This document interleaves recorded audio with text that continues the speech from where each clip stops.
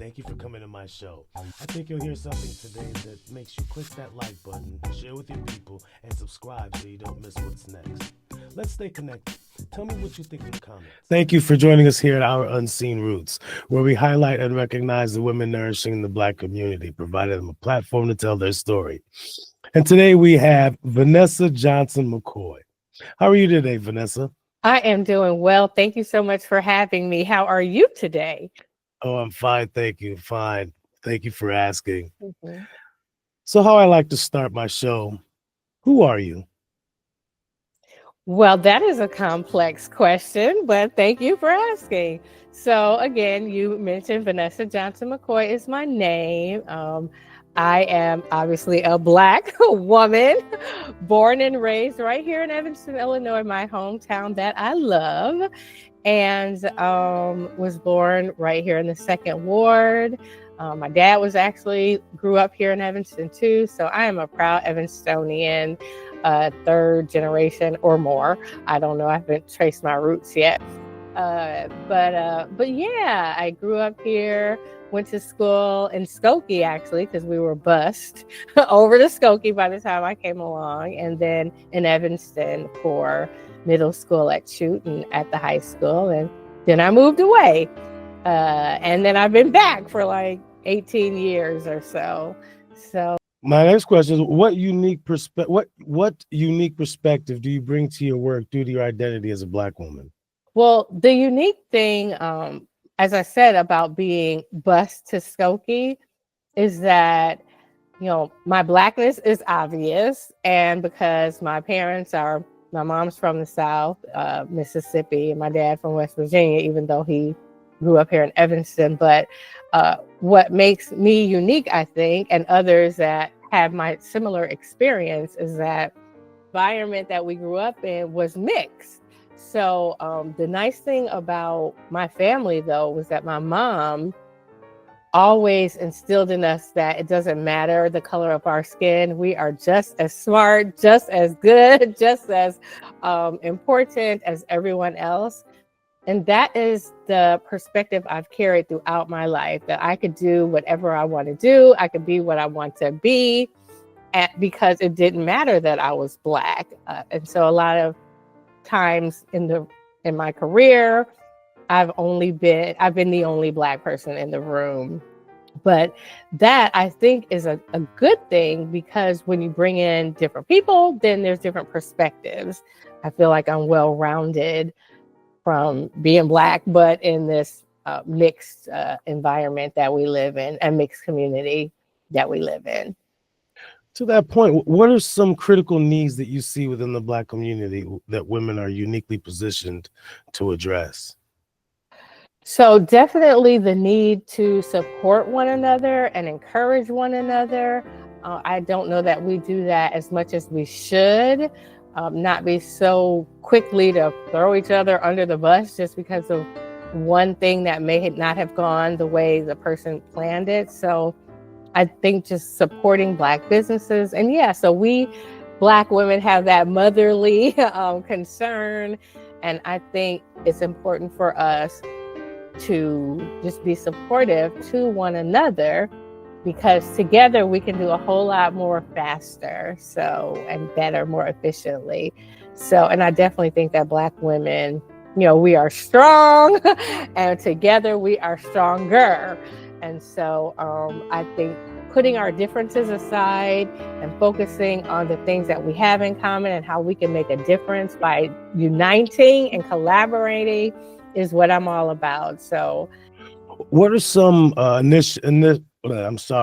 are some innovative projects and or initiatives led by Black women that inspire you? Well, most recently, over the past 5 years, I've been working with Robin Ruth Simmons with the Reparations initiatives here in Evanston, and it has been totally inspiring. I have learned so much. Even though I grew up in Evanston, my parents never talked about like the Black experience. They were just like, go to school, do well, you can be all you want to be, whatever. But like, I never knew, they didn't talk about, liberty and justice for all, which is, my motto. They just were like, they didn't talk about the differences and or disadvantages or anything. So the work that Robin Ruth Simmons has done in the reparations space has opened my eyes to so many things about Evanston, my beloved town, but also just the treatment of Blacks. I snuck and watched Roots growing up.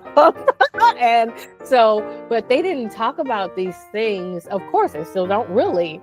Black history, American history, they didn't tell us a lot growing up. You learn about Dr. Martin Luther King and Rosa Parks, but it wasn't until I went to college that I really heard more. And then especially these last 5 years. So I just so appreciate her. And then of course the shoulders that she stands on, like Mother Dolores Holmes and others. So definitely right now, Robin, even though I'm older than her, I just appreciate the work that she has done here in Evanston, us being the first to recognize Blacks and actually give reparations to Black Evanstonians for the redlining and other discrimination in housing that occurred. So that's my top one right now. Yeah. It's interesting. So it brings me to my next question. What resources do you wish were more readily available to Black women who want to make a difference in the community? Oh, we need money. We need money. We need money because this work takes money. Even now, when I think about things, our Black businesses close a lot of times because of lack of resources. And so really money and what I talked about before about the partnerships, that if we could unite, and even if, let's say, you don't have the money to support me, there could be something you can offer to support me and vice versa, me to support you, that if we could collaborate and see what we're all bringing to the table. So, but yeah, money is number one. So for example, there are lots of grants out there that can support people with businesses.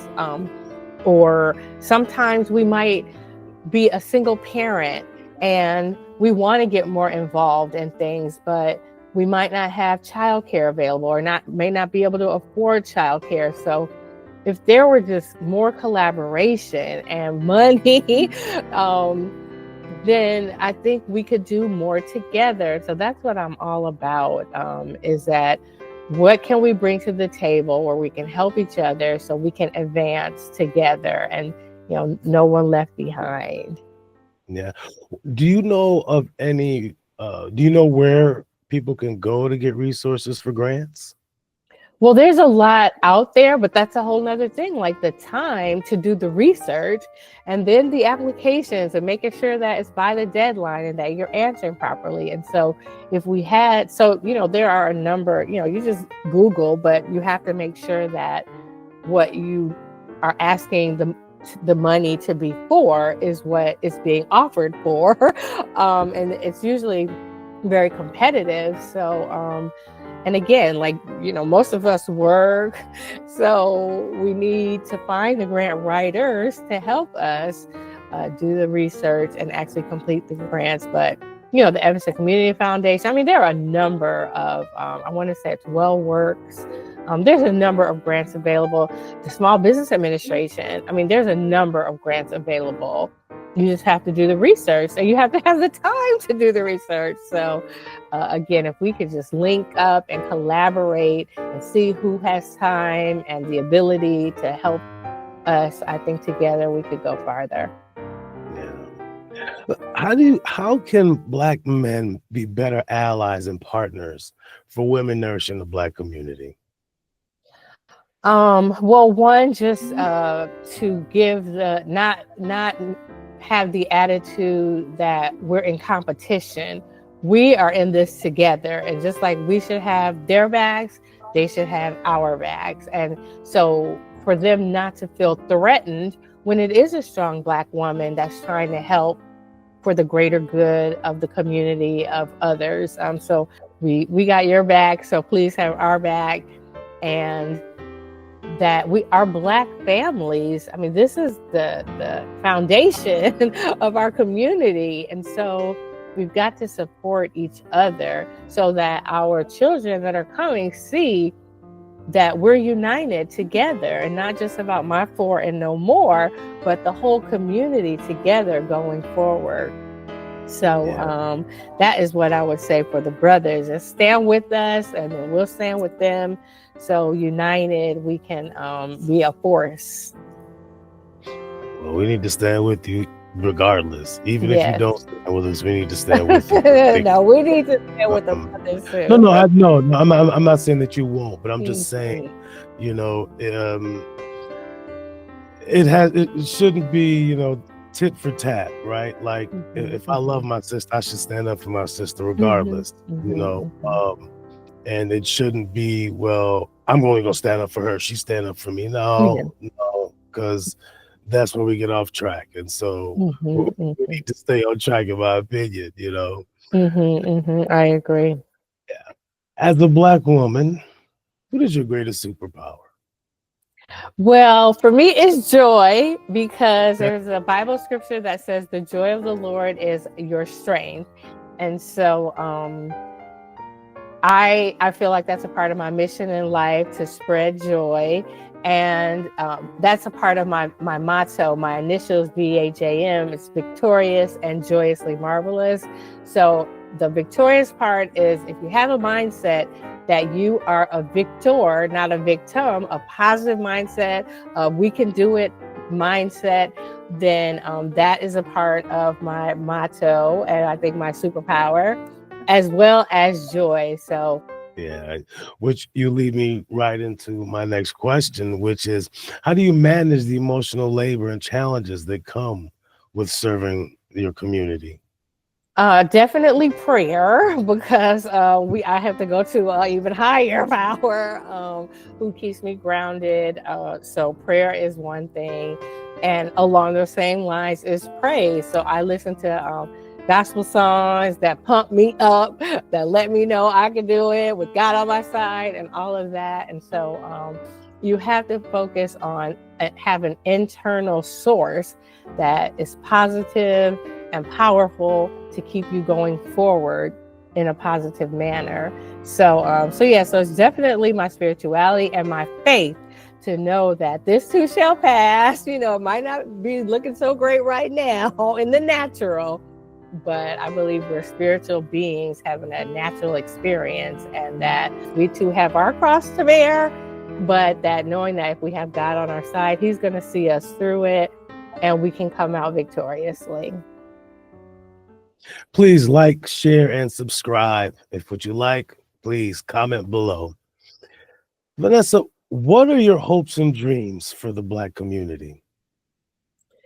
Well, at this moment, I am running for City Clerk of Evanston. So I'm going to start with my current community. And one of the reasons that I'm running is because the late, great Dolores Holmes, Mother Dolores Holmes, did so much for the Black community in Evanston. And so as I sat in her homegoing service, I was like, I got to do more. I've got to do more. And so one of the things for my community, the Black community, is that I would just love for us to be more united and more supportive of one another. I would like for us to find ways that we can let our voices be heard throughout, especially on the Evanston boards, committees, and commissions, which I know you're running for still board, which is so exciting. And I think we need to do more of that, to let our voices be heard, join together to support each other. So Robin started a great thing. Well, not just Robin, but all those in the reparations movement has started a great thing in Evanston. The world's eyes are on us because we've made such great advancements in the reparation space. And so that's my desire for my community, just that we show that Black love, that Black joy, that Black unity. And then just like reparations did, it has spread throughout the United States and even other areas of the world. So that's what I would love for us, the Black community of Evanston, to do, is just to continue to be united. And so you're a write-in candidate, correct? Yes. Because I made the decision in November after Miss Holmes passed away. I was just going to figure out what board or committee or commission that I wanted to be on. But after her service, I was like, I got to do more. And so the city clerk actually helps identify, spread the word about the openings, which we have lots of openings, help educate people about the importance of serving on these boards, committees, and commissions. So that's my goal, help spread the word and then identify people and present them to the mayor who makes the final decision. So it was a late decision, which is why I won't be on the ballot, and people will have to write my name in on April 1st so that I can win as city clerk. That's why I'm a write-in candidate. Well, I just wanted to ask because I wanted to give you the opportunity to clear it up, because I've been hearing people say, well, is she, if she wants to be city clerk, she should know that she has to turn in her paperwork on time. Mm-hmm. And so one thing I know is life sometimes just be lifing. Yeah, no, that wasn't the case at all. It was so things happen, and wanted you to get the opportunity to, just speak your piece about it, because I'm sure there'll be questions, people will ask you that. And so, I want to give you the opportunity, you know what I mean? Yeah, that's good to know. Yeah, no, it was a total late decision. It wasn't because I didn't turn my paperwork in. No, anyone who knows me, but yeah, that's probably a great point. And I'll make that clear as I hit the road that I decided in November. And so that's why it was too late to be on the ballot. And I'm going to tell you something. There was a whole lot of inspiration going on in that service. So you're not the only one that was inspired, to do something. Mm-hmm. It just turns out that what you were inspired to do, the deadline had already come and gone. Right, but right. As the Honorable Dolores Holmes would say, that don't matter. Get up and do something. Yes. I applaud you. Thank you. Mm-hmm. How do you celebrate your own achievements and contributions as a Black woman making a difference? Well, I like to get in the mirror and pump myself up because, I try to stay humble out in public, but like there's another Bible scripture that says you have to encourage yourself, like David had to encourage himself in the Lord. And so at home, I do that. So I don't really necessarily need anybody else to do it because it's all like internal for me. I need that because you might not always get the pat on the back or the accolades or whatever. And often you will, because if you're doing a good job, somebody is going to say something good about you. But I get in the mirror and I encourage myself. I pump myself up. And again, I put on my little music that a champion lives within me or whatever that I need to pump myself up. And I have little sayings on my wall too that are inspirational, that help me be reminded that who I am and what I'm trying to achieve, and I can do all these things. And so, that's what I do. Yeah, it sounds like you were just like me. You got a posse. My posse is me, myself, and I. Yes. Posse up. That's number one. And then I got sister friends, No, of course. I'm just saying, inner inspiration, definitely number one. That. So for me, that's my posse, me, myself, and I. Yep. I love it. Who are your role models within and outside of the Black community? Well, the first person who popped in my mind is Rosa Parks, because she was bold enough to take a stand. Well, take a sit, stay seated, but that's taking a stand for, what she believed in. And then she was passionate and had the support of lots of others to come together to make this great change in the busing system. And so definitely Rosa Parks would be one person. And then, as we just talked about, Miss Dolores Holmes, I didn't know her like how a lot of other people that are my age knew her, because it seems like the 5th Ward knew her more. I grew up in the 2nd Ward, but since I came to know her in these past few years, And just hearing all about what she did, I would definitely put her, she's definitely on my list of people that inspired me. Again, that's why I'm running for city clerk. And even if for whatever reason I don't win, I still am inspired to serve on a board, committee, or commission and continue all the volunteerism that I do in various other organizations to make a difference in the community. So there's, let's see, who else have I been inspired by? I mean, my mom still is with us. She's 94 years old, and she was just such a hard worker for like ever. She would still be working now if we let her. It was like, no, it's your time to sit down and like do nothing. So that's pretty much what she does. But she has the strength and the ability to do whatever she wants to do, really. So she was definitely an inspiration. That actually brings me to my next question, oddly enough. What strategies do you believe are essential for addressing systemic inequalities and promoting social justice within the Black community?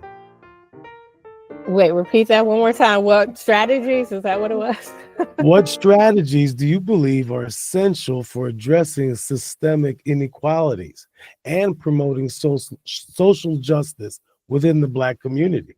Yes. Okay. Well, I definitely you just think mentioned about your mom, so it was a great lead-in. Yes. So I do think we should, one, have a strategy. And so we need to come together to identify where the opportunities are for us to make changes in our community. So, because, me as one person, I could make an impact, but I think I can make a greater impact by connecting with others to hear, one, identify the challenges, because I have two sons. One is older and then one is college age. But if you have a younger elementary child, like we have to know like what's our strategy for all of our opportunities to address social issues. So I might not necessarily want to run for the school board because my children are older, but like I might want to know like what we could do to address my college age son and what he may be dealing with.